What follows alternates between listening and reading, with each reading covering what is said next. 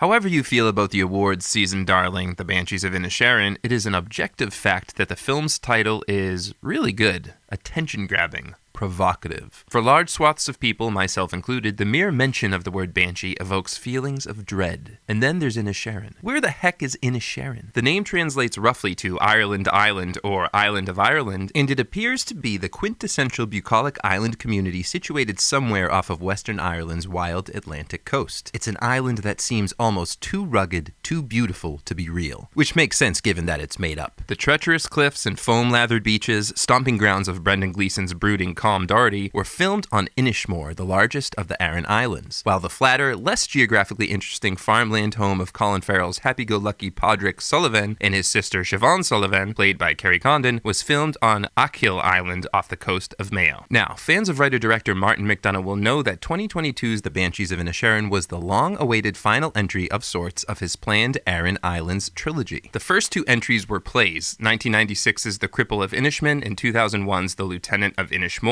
McDonagh left the third play, then titled The Banshees of Inisherin, a reference to the smallest of the Aran Islands, to gestate for a couple of decades before re-envisioning the piece as a film and tweaking the title. Why the title tweak? I think part of it had to do with filming locations. When it became clear McDonagh wasn't going to be able to film on the island of Inisherin, he probably felt it'd be disingenuous to use that name. And maybe it was partly to avoid bringing any potential negative attention to Inisherin, because there are some Irish critics out there who aren't too keen on the film's stereotypical portrayals of Irish history and culture. It's rural and dirty, and there are animals indoors, the women are stoic, and all of the guys are slugging beers. Irish author and journalist Mark O'Connell argued in Slate that such portrayals, quote, unwittingly reassert England's colonial hegemony by staging Ireland as an unsophisticated peasant culture, end quote. Where is the, quote, defiant cosmopolitanism of Joyce's novel Ulysses, O'Connell wonders, with its urban setting, its relentless ridicule of narrow nationalism? But I digress. Folklore, mythology, that's what we're talking about here. And of course, there's no way we could have a discussion about the Irish mythology behind the Banshees of Inisherin without first talking about banshees, the film's hidden villains. I know who the Banshee is. It's, spoiler alert, and consider this a general spoiler alert for the entire plot of the film moving forward. It's the old woman, the one who looks like a banshee, Mrs. McCormick. She's the Banshee of Inisherin. But wait, in the title it's banshees, plural, so shouldn't there be more than one?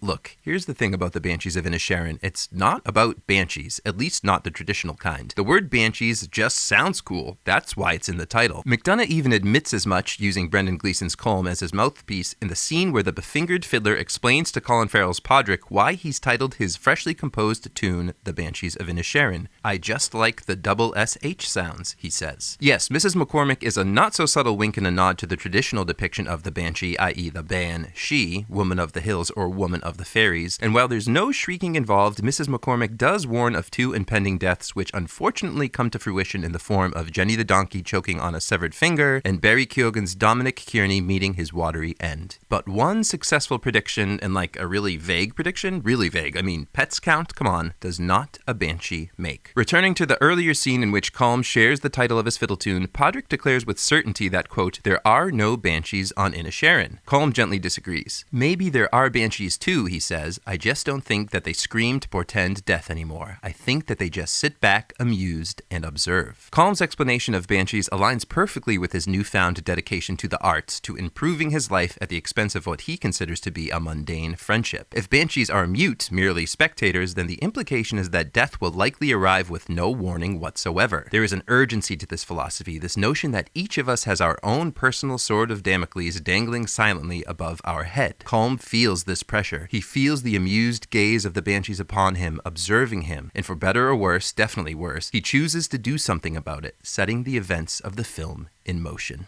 The significance of the one-handed man in Irish mythology. Before Star Wars took limb-chopping to new heights with its introduction of colorful, whirring, flesh-cauterizing lightsabers, Irish mythology boasted some of storytelling's best tales of one-armed wonders. The most famous example, no doubt, is that of Nuada Airgetlam, of the Silver Hand or Silver Arm. The one-time king of the Tuatha Dé Danann, or two-time king, actually, we'll get to it, Nuada lost his limb to the Firbolg champion Strang during the First Battle of Moytura. As a result, Nuada is no longer eligible for the throne. throne. In an attempt to broker some peace with their other arch-nemeses, the Fomorians, the Tuatha Dé Danann named Bress, who is half Fomorian, their new king. The goddess Brigid, whose background I explored in my video about her feast day of Imbolc, even marries the guy. Once in power, Bress enacts a new taxation system, give everything to the Fomorians, and effectively enslaves the Irish gods. Whoopsie. Eventually the gods get to thinking, hey, maybe we should get the old king back. But instead of changing their archaic rule that prevents, quote, imperfect beings from ruling, they decide the best course of action is to have the Irish god of medicine and physician to the Tuatha Dé Danann, Dian Caked, build Nuada a working arm out of silver with the help of the goldsmith Credna, and or Credna's brother, the metalworking god Gobnu, depending on the particular version of the story. And I'd be remiss not to mention that it is traditionally Gobnu who goes on to kill the son of Bress and Brigid, Ruadan, with Ruadan's own spear, an event that prompts Brigid to invent a new mournful style of singing, keening, which has led some mythologists to believe that Brigid was indeed the original inspiration for the folkloric banshee. Anyway, the plan works, and Nuada gets a new arm and a new nickname, and his power is restored. Nuada of the Silver Arm, aka Nuada of the Silver Hand, rules over the Tuatha Dé Danann for many more years after that and leads them into their final battle against the Fomorians. Well, I mean, Lugh really leads them into battle because he's sort of the new kid on the block with all of the cool superpowered weapons, but Nuada is there too at the second battle in Moitora, and the Silver-Handed King doesn't just give a limb to the cause this time round, but gives his life. The Fomorian leader, Baelor of the Evil Eye, cuts his head off. Yeah, sorry, there's no gentle way to put that. So, you might be wondering, what does any of this have to do with the Banshees of Inisherin?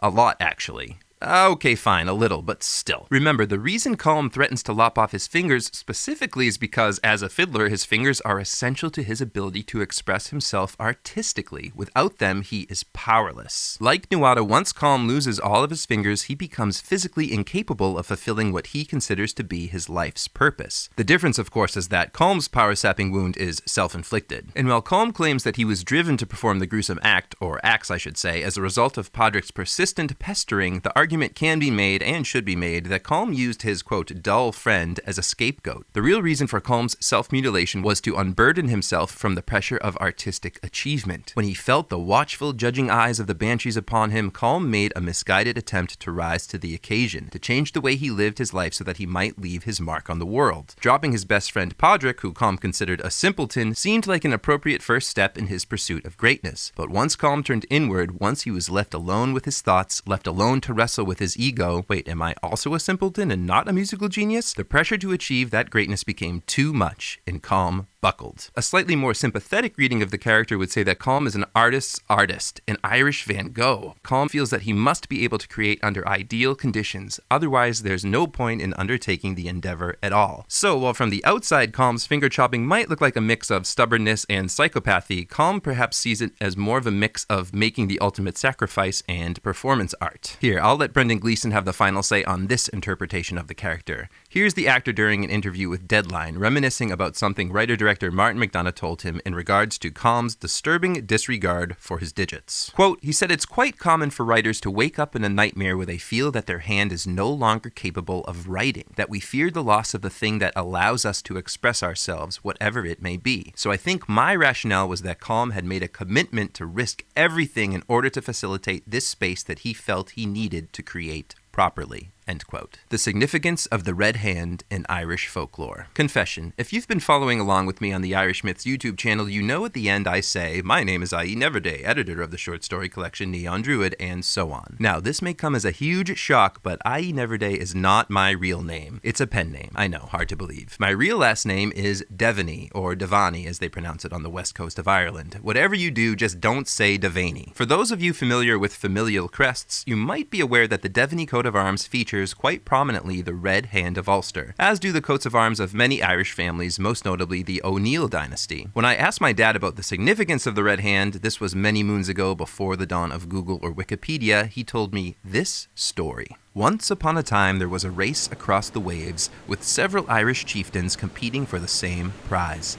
Ulster. According to the rules of the race, the first man to place his hand on the province of Ulster would have claim to it. When our Devaney ancestor saw that he was on the brink of losing the race, he chopped off his hand and threw it over his competitors. The bloody hand landed on the beach, and our ancestor won the race. You could only imagine my surprise when, years later, remembering what my dad had told me, I googled the Red Hand of Ulster and found out that his harrowing homage to hand hacking was in fact a well-established Irish legend. In other versions of the legend, of course, other warriors perform the self-mutilating feat and pull off the upset win. Sometimes it's an O'Neill, sometimes it's Neil of the Nine Hostages, the quasi-historical High King and progenitor of the O'Neill dynasty, while in other versions it's Erimon, son of Milispania, leader of the Milesians, i.e. Gaelic-speaking Celts from Spain and forerunners to Ireland's modern human population. Precise protagonists aside, the legend offers an interesting foil to the Nuada of the Silver Hand myth. Here, getting a hand lopped off doesn't lose our hero the kingship, instead it is precisely what wins him the kingship. And in the context of the Banshees of Inisherin, one has to wonder, has Colm actually achieved a victory by following through on his threat and chopping off his fingers? I'm not convinced. The whole episode feels a bit sinister, especially when one considers that it is Colm's left hand that goes on the chopping block, or between the shears, as it were. Because here's an interesting fact about the Red Hand of Ulster. It comes in two flavors, the dexter or right hand and the sinister or left hand. Thus, we are forced to entertain an alternate theory for the origin of the Red Hand of Ulster. It's a representation of the right hand of God, or dextera Dei, a common motif in Judeo-Christian art. Or at least that's what the Red Hand of Ulster represents when it is a right hand. As researcher with the Royal Irish Academy's Dictionary of Irish Biography, Patrick Maum explains, quote, "The significance of this point is that it offers a way of distinguishing between the rival representations. If a red hand is left, it is likely to have been inspired by the legend. If it is a right hand, it is more likely to be the dextera Dei," end quote. Handedness aside, the red hand surely predates its first documented use by the Earls of Ulster in the 13th century. The O'Neills adopted the red hand in the 14th century, FYI. One only need look at the many red-handed heroes from the Irish myths and legends. Sclaor the Red-Handed, Redhand Lebraid, Lugade Red Hand, Cachal the Red-Handed O'Connor, to recognize the importance of this symbol. The color red in these cases represents blood, of course, but specifically the blood of one's enemies, which means these red hands are not severed hands, but hands that have been doing a lot of fighting, and a lot of winning at fighting, hence all of the red blood on them. Granted, Nuada was occasionally given the alias Nuada Dir Glam, the red-handed, so maybe sometimes it can mean both. Moving on. In one mythical account of the Red Hand's origin story, the Red Branch warrior Conall Carnick avenges the death of his brother-in-arms Cuchulainn, arguably the greatest hero in all of Irish mythology, and places his hand dripping with blood on a white banner. Sort of like finger painting, only grosser. But would the Banshees of Inisherin's British-Irish writer-director Martin McDonagh, who grew up in London but whose parents were Irish, even know these stories? Considering McDonagh also wrote the 2010 play A Behanding in Spokane, which is about a guy who's searching for his severed left hand, which went missing 27 years ago, I think it's safe to say McDonagh is well-versed in hand lore. That being said, there's also his play The Lonesome West, in which, spoiler alert, a kid cuts a dog's ears off and saves them for 2 years in a paper bag. Clearly, McDonagh has a fascination with amputation and all of the symbolism that can come with it, which leads us to The Banshees of Inisherin, a modern folktale. By bringing such a violent act front and center in The Banshees of Inisherin, McDonagh is carrying on in a long folkloric tradition of introducing protagonists to horrors that had previously been unimaginable. And that's what Banshees is, after all, a folktale. A story that entertains us with a simple, linear narrative that's easy to follow and themes and lessons that could apply to anyone and everyone. And yes, you could easily change the story's setting, both spatial and temporal, without losing any of its meaning. But wait, I can hear you shouting, The Banshees of Inisherin is set in 1923, during the closing days of the Irish Civil War. Surely that is a significant plot point. Not really. The war is a background hum that is alluded to and brought to the forefront of our attention via the sound of distant gunshots and explosions only briefly. In fact, in an earlier version of the script, Irish soldiers come ashore on Inisherin, but McDonagh felt their presence was too distracting to the core story. Really, the Civil War is included for one reason and one reason only: to draw a parallel between the macro battle raging between the two factions of a once united front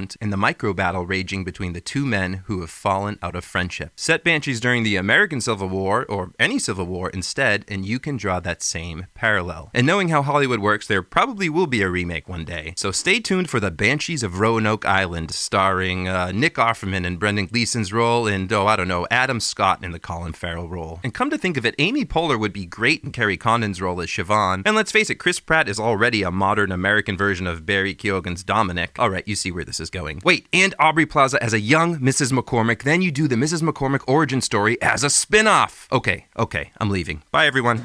If you enjoyed this video, please like and comment and basically just tap all of the shiny buttons, and by the end of it, make sure you are subscribed to the Irish Myths channel. That really, really helps. And if you want to learn more about the darker side of Irish mythology, check out my book, Irish Monsters in Your Pocket, a tiny little book about Irish dragons, werewolves, vampires, banshees, headless horsemen, and other beastly beings. My name is I.E. Kneverday, editor of the short story collection Neon Druid and creator of IrishMyths.com. Thanks for coming out.